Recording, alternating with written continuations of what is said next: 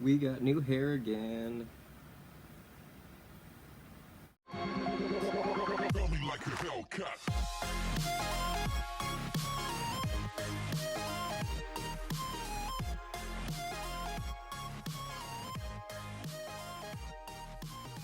Okay, so I should probably set the record straight on our whole host situation here. I know over the past we've said stuff like we don't have a host, we have 3 hosts, 2 hosts, one we don't know. But a lot of that is self-discovery too, and hosts do change, and they have changed. They've changed a lot over here. And before I get into all the stuff that's going on with us, I want to define like host and core and original and stuff because these words get mixed up constantly. Like people are like thinking that host and core are the same thing, but they can be. Host and core are system roles. They're roles that alters hold, and the core is like supposedly like the identity at the center, the altar that other altars split off of, while the host is actually the altar that is out the most. The host is out the most. Oh, I like that. But the host is the altar that is out the most, and that doesn't have to be the original or the core, and it could be. It could be that the host is the core, and that's totally chill, and it's also chill if your host is not your core. For example, like, altars could become hosts. Like, take Ulysses and Cedar, for example. Those two haven't been out, like, as frequently as they have recently in a long time, and they could possibly become hosts as well if they really wanted to. But the thing is, that's a really big job, and not a lot of people want to do that. So for us, I'm kind of like, sort of the core. So when the trauma happened, they were like, think of it as like a yin yang symbol here. And think of the trauma as like it chopping off the extreme black and the extreme white, and kind of leaving like the middle with like the dots and the extra black and white. That's me. That is me, Devin, and I am the default. I wake up in the mornings mostly. And a lot of the times people kind of push me out of the way and are just like, get out of here, you're just the default. The option that we just flick away from when we're choosing a character on the video game. But I can be cool too. I just get a lot of crap from everybody in my system. They always just call me like the boring one or the lame one, and I really hope that's not true. But yeah, and then the extreme black was Parsifal, and then the extreme white was Xavier, and then like from these splits, like more altars emerged, like roots kinda, and we're thinking about doing like a really big kind of system dynamic map. It would just look like a bunch of big roots on a big piece of paper, and we've kind of been trying to stay away from that because we thought like, oh, there's so many altars, there's no way we could possibly map everybody.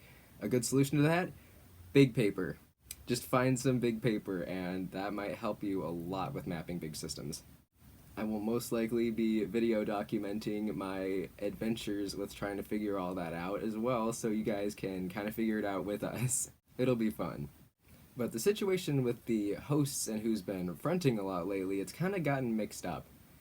Like, it used to be, like, solidly me versus Parsifal. Like, he was trying to beat me down, and I was just trying to exist. And I was like, dude, like, unless you want to take over the whole life, chill out.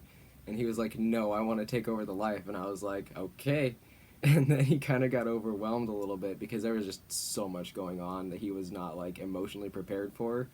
Well, frankly, none of us were prepared for all the crap that went down this past year, but it happens. And so recently we've been experiencing a lot of people who do not want to front at all, or like things that have like kind of re-traumatized us. Like our intensive outpatient unit thing ended up being basically rehab, and we were not prepared for that. We're not in the stages of our healing where that would be beneficial to us. This is just kind of a self-care thing you got to do with therapy sometimes, when you got to realize that their method isn't what's right for you, and like knowing when something is wrong is really good because sometimes sticking it out is for the worst, and it would not benefit you very much in the long run. So getting out of this kind of rehab thing was a very good choice for us. And I don't want to say anything bad about it because it was actually a very good program and it's probably helped so many people, but it just wasn't right for us. See, we're just kind of weird that way. Not all therapy is like D.I.D and trauma inclusive, so like that was a big thing for us. We just want to work more on trauma therapy rather than like whatever else they've got out there. So yeah, that's what got Parsifal, because you know he likes the herb, and they were trying to get us to stop doing that, and that's replaced our anxiety meds, and like it's helped our appetite, and it's helped us uncover and recover and heal from so much trauma, and that's what we want to do right now and what we need, and we do not need to be away from something that's helping us so much. So yeah, and that trip to Minnesota was also an adventure because we do not have a medical card yet, because that's like $300 to $400, and that's the only version of it that is legal in Minnesota. So that was another like 10 days without our supply, and that was rough. We had a lot of difficulty eating. We woke up in a lot of pain and a lot of shakiness, and Parsifal hated that so much. So he kind of dipped out, but he fronted for a good chunk of yesterday, so I think he's getting back on his feet. And as for me, like, I'm probably not going to not be a host ever, and I need to like start coming to terms with that, and also like coming to terms with the role that I have in the system, because I didn't really know I was this middle yin and the yang until like this morning when I was just standing in the shower staring at the wall and trying to figure out my life. Yeah, it's weird how trauma recovery works sometimes. I'm trying to be more self-empowered and being like, yeah, I'm cool. I can do things. I'm strong just like everybody else in the system. I can do this stuff. Just because I'm the host doesn't mean I have to be the lame one. I can be cool. I'm just kind of the default at this point. I've been trying to get into the inner world, but that's been a difficulty because I really didn't know much about myself. And that was kind of like dissociating me even further. But now that I do know a little more, I think I might be able to get in for once. Jesus Christ. Like, the situation of me in the inner world is I'm basically in a plexiglass tube in the attic of one of the mountains, and I've just been like kind of standing there, like a body without a pilot, like an empty robot suit thingy. A couple of times I tried to get like really grounded in the inner world, like focusing on the surroundings on the tube, like altars that like came around and like stood there to like give me something to focus on. And it kind of worked. I was kind of like a ghost for a hot second in there, and I felt like that was a really good start. But this has been such a process, and I don't want to give like solid advice on getting into the inner world if we haven't even figured it out ourselves. So don't necessarily try it at home, kids. But if you do, please take care of yourselves. Please do. So yeah, in short, most of the people who are hosts are really important. Like, I'm not certain what to call them. Like, some people say like original, or I don't know why, but the word pivotal has been coming to my mind a lot lately. Probably because everything kind of circulates around specific altars. Maybe I'll just call them that. I need to Google what that means. Pivotal. Ooh, it sounds fancy. But those altars are the ones that stemmed like directly from trauma or like really serious spans in our childhood. And it's not just really like one of those new altars that kind of just pops up from the inner world and it's like, hey, I'm here. It's the really central ones that are like host material. Like me, Parsifal, and believe it or not, Cedar, he's been around for so long, and it's been really weird coming to terms with that because he basically came out of dormancy and was just like, surprise, I'm host number 3, and everyone was like, oh Jesus, where did you come from? But that can happen. Altars can just pop up and be hosts for short amounts of time to like kind of give people breaks. Part of being a host is learning to admit that you need help. And it's really hard to like be okay with that sometimes because you just want to handle all the stuff, and I know that that's difficult, but I'm one of the weirdos who's just like, take it, take my problems, altars, you guys want it, you can have it. But I need to stop doing that. I need to learn to have a healthy balance with my altars and like figure out what's the best balance for everyone to coexist peacefully while like making sure that nobody gets worn out really badly. Because that's my problem. I just get really worn out, and then things just get bad, and I get grumpy, and nobody likes that.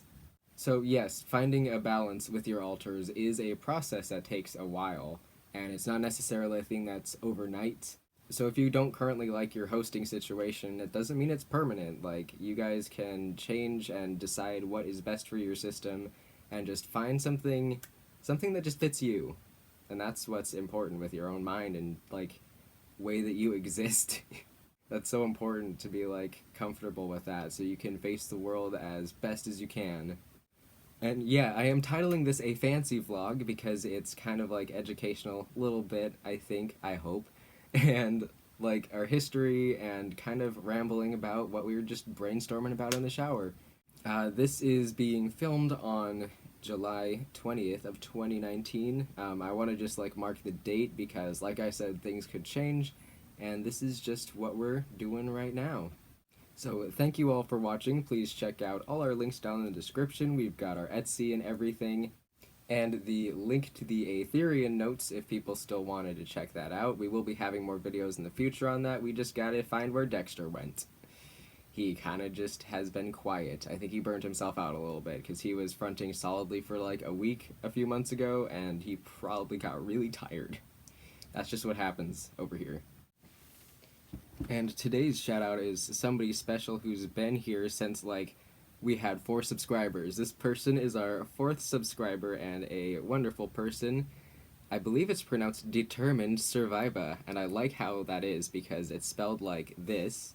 This is their channel, and the link is also in the description. This is kind of like another vloggy channel, like pretty casual, but really good, honest stuff, and a channel that deserves more attention, just like everybody out there who's sharing their story about D.I.D. So go give them a subscribe and some love. And if you haven't subscribed here yet, just hit that button and ring that notification bell, and you will become a goblin, part of the Gob Squad, our little family here on YouTube. So thank you all for watching, take care of yourselves, goblins, and we will see you all in the next video. I just realized that I didn't actually say who the host is of our system, so I guess you could count me as the one consistent host, and Parsifal as kind of co-host, and then Cedar as like also kind of co-host. So that's basically our situation. Yeah, there we go.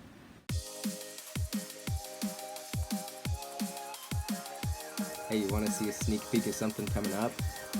I'll give you a hint. This baby's getting painted. Woo!